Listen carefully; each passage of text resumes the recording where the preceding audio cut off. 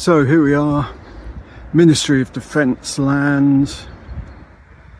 No training going on at the moment, dull all day, and it's also UFO land, paranormal land, Woodwose land, all around here. It's not all MOD, but over that way, yeah, the UK's answer to Bigfoot, Woodwoses been seen. I've encountered strange cryptozoology creatures, and actually here over that way a whole flotilla of UFOs came over one night. Well, I was just having a coffee. It was probably about 9 o'clock at night, dark in winter. Ministry of Defence, keep out, of course. Yeah, so it's a curious area. Suffolk, well, it's actually Norfolk, South Norfolk. Just crossed the border earlier, near a village called Croxton, not so far from the small town Thetford. But yeah, there's a lot of strange phenomena around here. So talking of strange phenomena, you know, I mentioned UFOs, seeing a whole flotilla, actually parked right here, 9 o'clock one night, coffee from the supermarket, just sort of stop in the countryside in the dark. It's pretty relaxing here, despite the UK's answer to Bigfoot, the Woodwoses. I've seen many UFOs around here, you know, in the vicinity, parked up. But talking of UAP, now there's a lot of weird stuff going on. General McCasland disappearing from his home in Albuquerque, and he was in charge of the research arm of Wright-Patterson Air Base, and very much rumoured to have got debris from crashed UFOs, basically, and possibly the wreckage, possibly a biologic. All the rumours say from Roswell, 1947. We don't know, can't be sure. There's a lot of cover-up, and the people talking nowadays, a former CIA, former military, you name it, all signed hard NDAs, so you can't be absolutely certain that what they're saying is correct. But nevertheless, the phenomenon, as French scientist Jacques Vallée calls it, is definitely there. I mean, I've been seeing UFOs really ever since I was very small, you know, boy.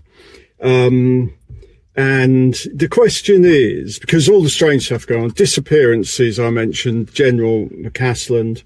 There's, I think her name was, well, I've seen different names for her, but I think it was Monica Reza, who was his sort of working under him on special access programs that are above top secret. She disappeared. Yeah, she disappeared before him. So that was up around LA, I think, in the forest there, the big forest. And she was out hiking, presumably with friends or one friend, who knows. But the reports say the friend looked round. She was 30 feet behind the person. Don't know whether it was male or female. Looks around, she waves, smiling, all good. So perhaps he or she walks, you know, not too far, looks around again. She's disappeared completely, gone, vanished. And yeah, I suppose he had a look around and thought, good God, something's happened. Try the phones, nothing working. And then search people came out, no sign, hadn't been found. Yeah, so it's a bit curious. And there's been quite a few murders, you know, assassinations, whatever you want to call them, of high-level scientists, that some of whom had involvement with the aerospace programs, which, you know, there's an element of UAP going on there, you know, alleged recovered craft And, McCasland, it's been 3 weeks or more now, the General, not been found. The stories are quite bewildering, there's sort of elements that don't add up, especially with his case, and the previous woman, Monica Reza, I think it was, working under him. At one time, obviously McCasland's been retired since 2013, but has very much had his fingers in the pie of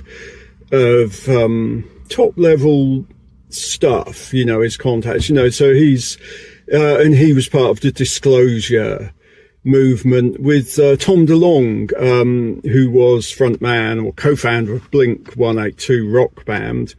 Then, he's always into UFOs. So then he set up the To the Stars Academy, really to eventually reveal the truth about UFOs and even recreate some of the technology, that kind of thing. And McCasland, General McCasland, actually contacted him and was talking to him on a very, very regular basis, and also meeting in person.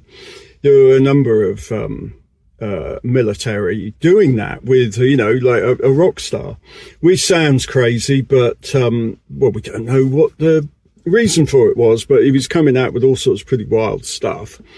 And seemed keen on disclosure to the public, which is kind of happening, but keeps stalling. President saying they'll release the classified UFO files. It doesn't quite happen.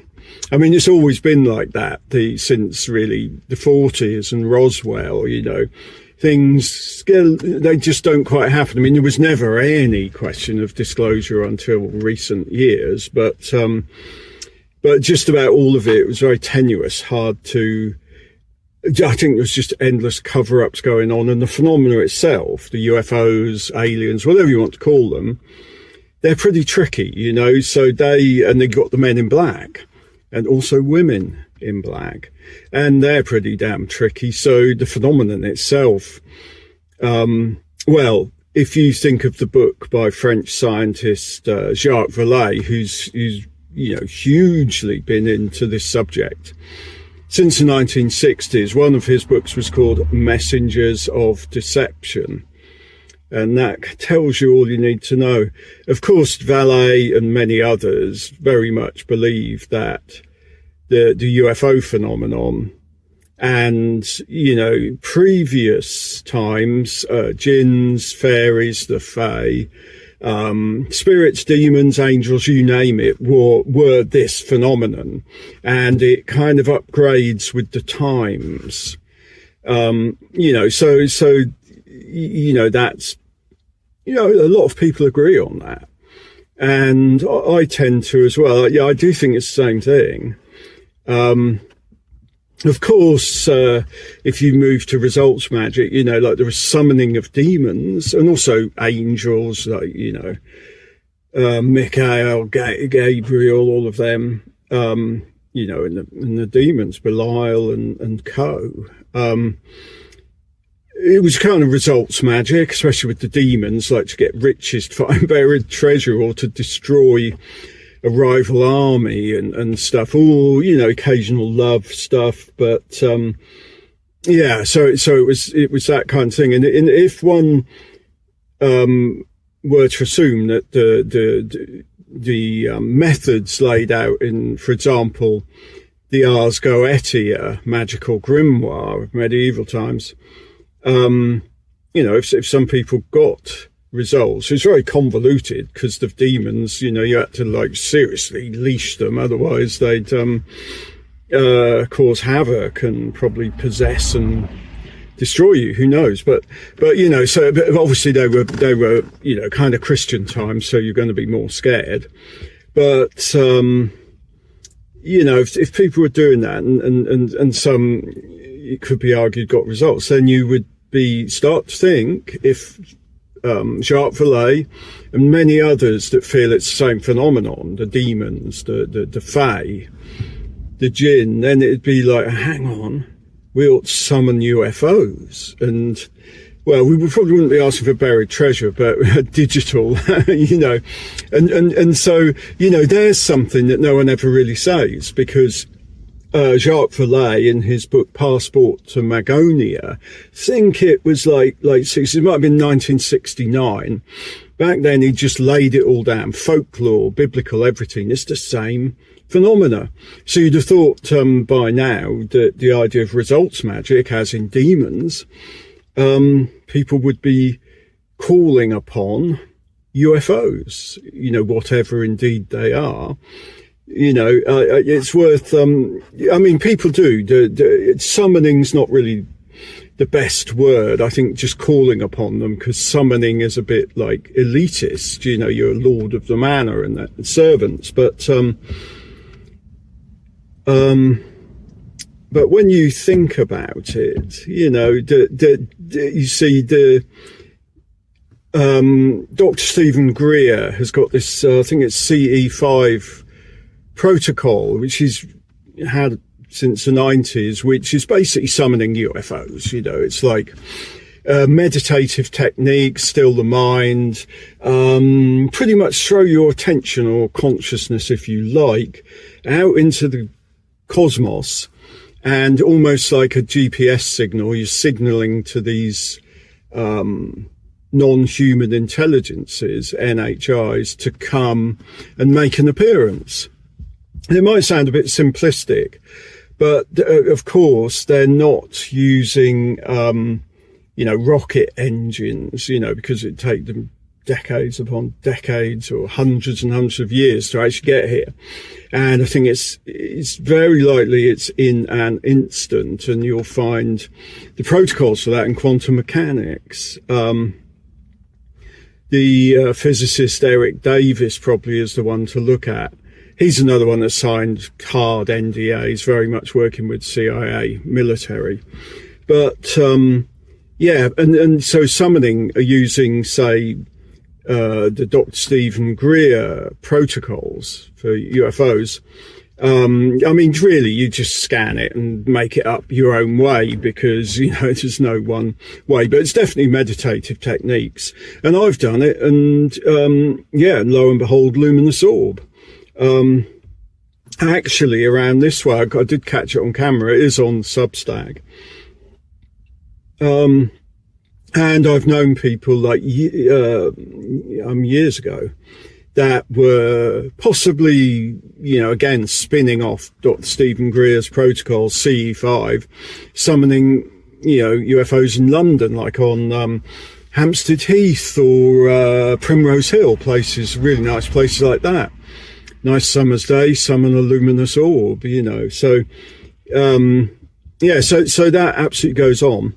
And in terms of results magic, well, I'm really, people I know don't think have done it, but it's probably kind of fun to do and see actually what happens, record the results, if any. But if we, you know, just get back to what is the phenomenon, because US, well, what do you even say? CIA, special access programs above top secrets, you know, not DIA, all of them, allegedly have recovered hardware of alien craft. And, you know, there are stories that they've, you know, recovered one or more biologics, that is, bodies or even living alien beings, but can't be absolutely certain, you know. It's rumour. But a lot of what I see, you know, is like, well, what exactly is it? You know, the idea of ETs, ultra-dimensionals, you know, from some parallel realm. There's all those ideas. But when you actually look at it and actually think about it, and with these disappearances like General McCasland disappearing, you know, top level retired military, what he knows about the UAP phenomenon would be enormous. And the others, some killed. Now, of course, you could be thinking, yeah, special access, you know, some deep level of CIA bumping them off, or, you know, kidnapping them, maybe, and foreign actors, Russia, China. Yeah, it all makes sense. Could be, but it could actually, when I look at the UFO phenomenon, the whole thing, and also the archaic stuff, pharaohs, jinns, gods of the Bible, like the Elohim, they were pretty nasty. Very, very nasty, actually. Elohim means God, but it's gods, it's plural. So, your Old Testament is pretty wild. Not too sure you should follow that one, because they were just beyond, genocide, all of that. But, and then Sumeria, ancient India, all that stuff. I actually think what we're looking at, I'm not too sure whether it's human or Homo sapien, but it might be what we're looking at, I think, is time travelers, basically. They may not way in the future be all that recognised. They might look like greys. Some people reckon they're kind of robots, but they might, like just the way it goes could end up like that.